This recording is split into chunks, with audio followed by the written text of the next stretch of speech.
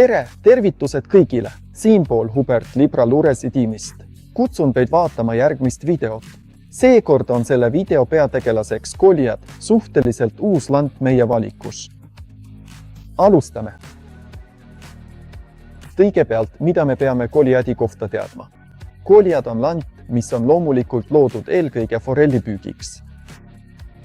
Isiklikult on see mul hästi toiminud ka säinaste otsimisel ning olen saanud huvitavaid kõrvalsaake näiteks. Mis on lahe, see lant on suhteliselt lihtne kasutada, sest ainus, mida peame tegema, on see korralikult varustada, minna vee äärde, visata sisse, tabada vette ja ongi kõik. Tegelikult tehakse töö meie eest ära, me võime küll lisada väikseid animatsioone oma ritvaga, aga tegelikult pole see üldse vajalik.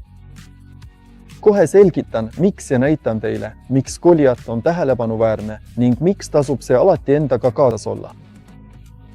Oma kalastuskastides. Ametlikust poolest kuulub Goliath Troat seeriasse, mis tähendab, et leiate selle ainult ja ainult sellistes meie purkides. See on saadaval kahes suuruses. 45 mm ja 30 mm. Aga me oleme teile 35 mm versiooni ettevalmistamisel. See on ideaalne kompromiss selle muljetavaldava suuruse ja selle väikseima versiooni vahel. Mis edasi 30 mm? Purgis on 15 tükki, 45 tüki puhul aga 8 tükki. See ongi kõik, mis puudutab purgi sisu, aga te ilmselt juba mäletate, et nendes purkides on lisaks meie peibutistele ka aroom. Siit leiate juustu, küüslauku, grilliaroomid või lõhnatu versiooni. Goliath kuulub Trout seriesi, milles on 20 püügikindlat, testitud ja järele proovitud värvi. Me saame alati kohanduda mustema, mitte eriti kristallselge veega, aga samas leiame hõlpsasti ka selliseid toone, mis imiteerivad tüüpilist ussipruunikamate, tagasihoidlikumate värvidega. Kõike seda leiate meie valikust. Kui vajate rohkem teavet kasutatavate konksude kohta, leiate selle aadressilt www.libralurs.com.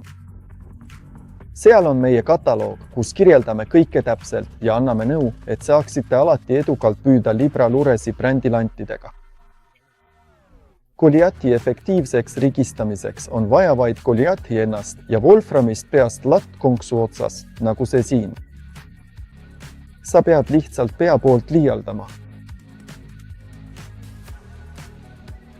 Lihtsalt libista see tagant või kõhu poolt välja. Ma eelistan seda alati nii. Ja see on valmis. Selliselt rigitud landiga saame edukalt püüda forelli, säinast, ahvenat või ka barbet. Mina kasutan seda kõige sagedamini forellipüügiks. Tavaliselt kas mõnes suuremas harujões või sügavamates aukudes. Tüüpiliselt seisvates veesilmades, kus ma kala ootan.